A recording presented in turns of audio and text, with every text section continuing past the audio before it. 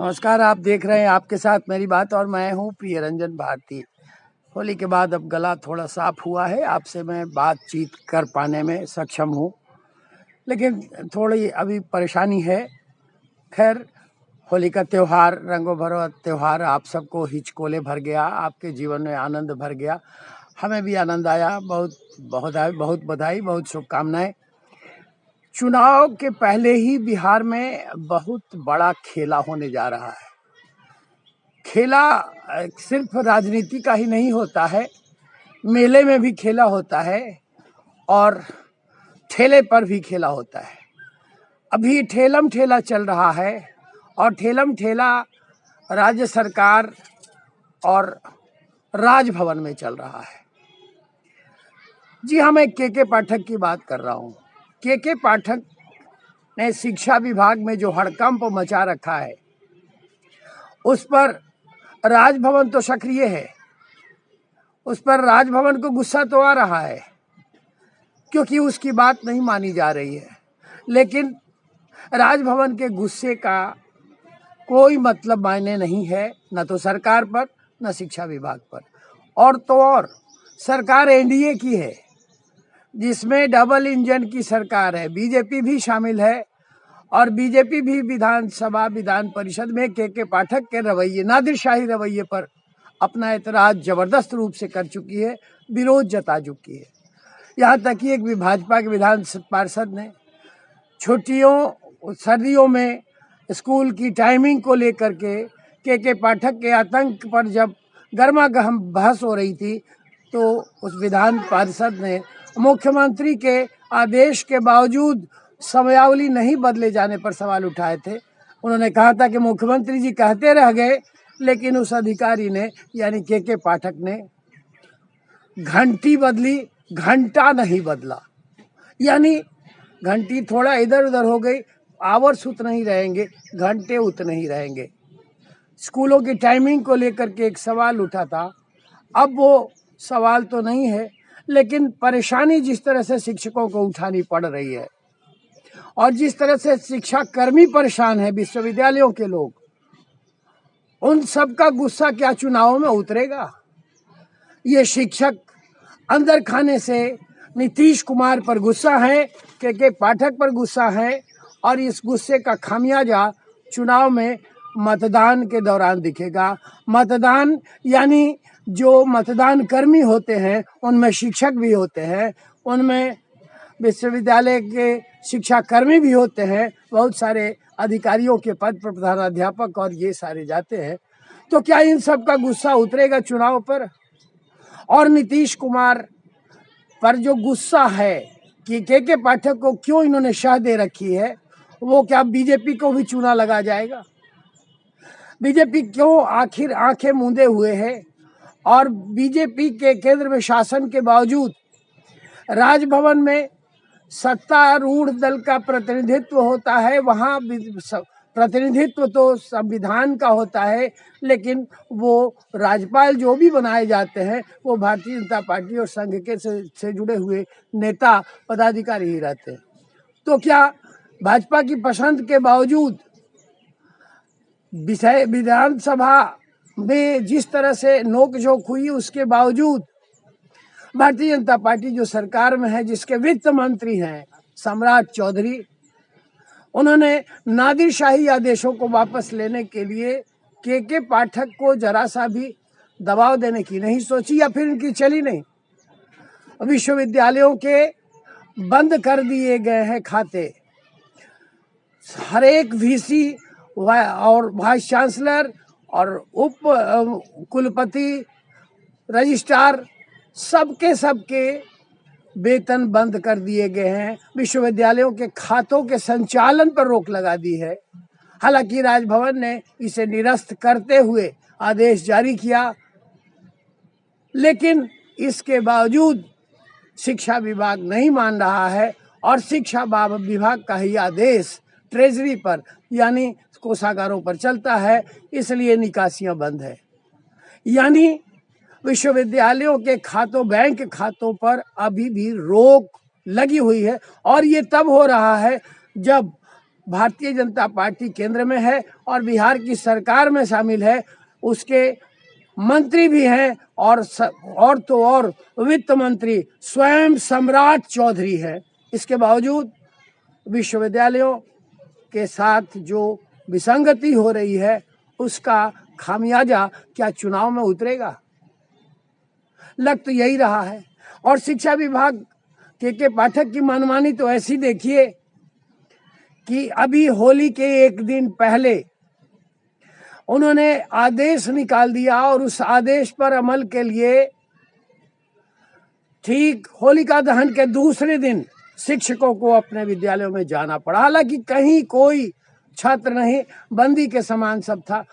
सबसे ज्यादा परेशानी उन महिला शिक्षकों की हुई जो महिला शिक्षक दूर दराज से सुबह सवेरे अपने स्कूलों के लिए जाते हैं। दिन भर की मशक्कत के बाद उन्हें शाम को लौटना पड़ता है। घंटा में कोई बदलाव नहीं है, इसलिए उतने घंटे रह करके उन्हें आना पड़ता है। जरा सोचिए उन महिलाओं की बेबसी जिन्हें अपने परिवार के साथ होली खेलने का तो अवसर नहीं मिल रहा है, लेकिन के पाठक के इंस्पेक्शन, उनके निरीक्षण के आतंक से, उनके डर से और उनके आदेश के कारण विश्वविद्यालयों में जाने के लिए वो विवश है। वो अपने परिवार के साथ खुशियां नहीं मना रहे, आनंद नहीं मना रहे, वो दूर दराज बच्चों के इंतजार में और जो ट्रेनों से या बसों से सफर करके जाती हैं महिला शिक्षिकाएं, उनको तो और परेशानियों के साथ गुजर बसर करना पड़ा होली के एक दिन पहले।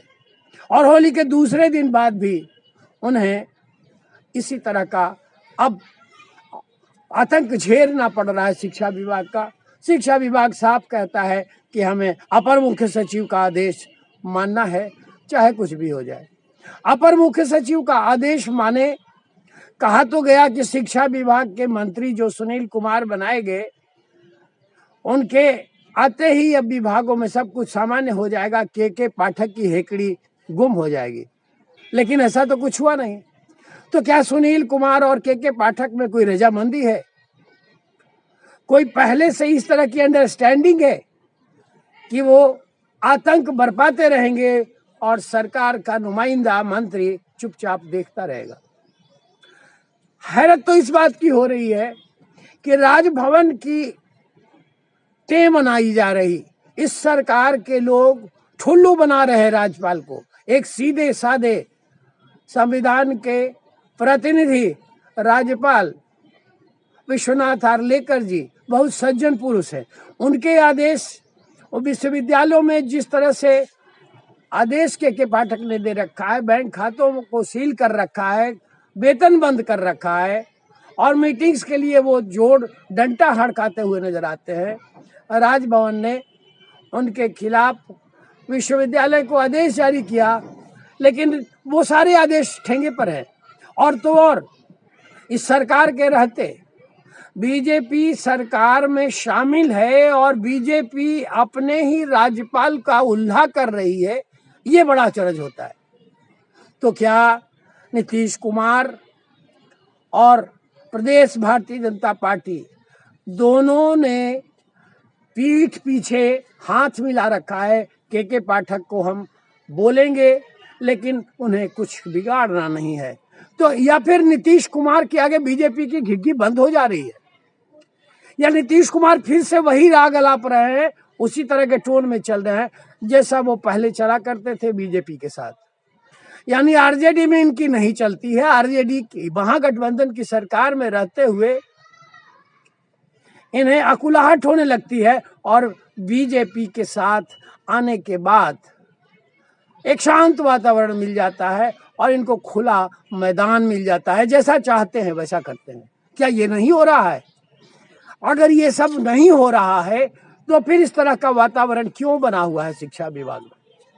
और क्या शिक्षा में सुधार एक रात एक दिन में हो जाएगा? क्या डंडा मारने और चाबुक चलाने से शिक्षा में सुधार हो जाएगा? क्या लाखों की तादाद में जो छात्र यहाँ से पलायन कर गए वो वापस चले आएंगे? क्या शिक्षा के नाम पर बाहर जो भी पैसा बिहार का जा रहा है और बिहार को हानि उठानी पड़ रही है राजस्व में, क्या वो कभी पूरी हो जाएगी?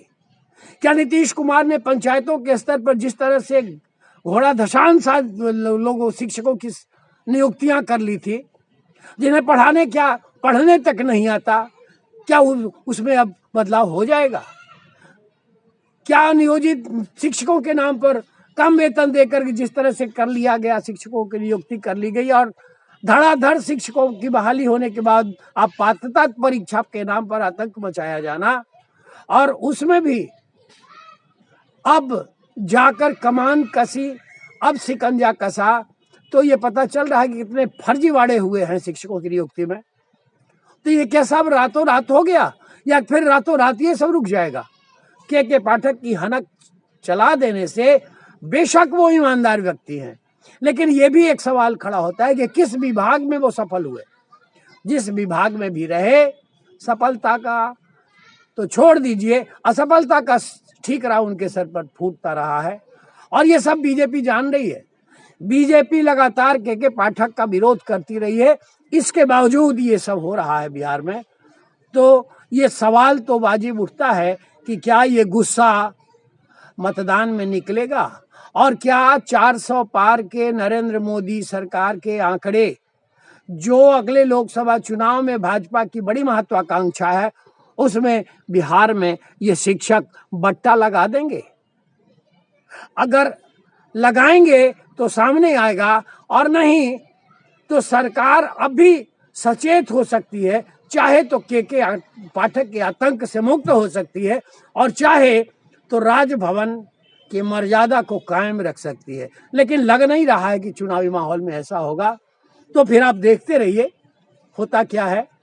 मुझे तो लगता यही है, शिक्षक नहीं लगाएंगे बेड़ा पार और हो जाएगा बंटाघार। आज के अंक में बस इतना ही। आप बने रहिए हमारे साथ, देखते रहिए हमारे YouTube चैनल को, आपके साथ मेरी बात को, अपनी प्रतिक्रियाएं दीजिए, और हाँ, हमारे चैनल को सब्सक्राइब करिए ताकि हम आगे बढ़ें, आपके साथ मेरा भी हौसला बुलंद होता रहे।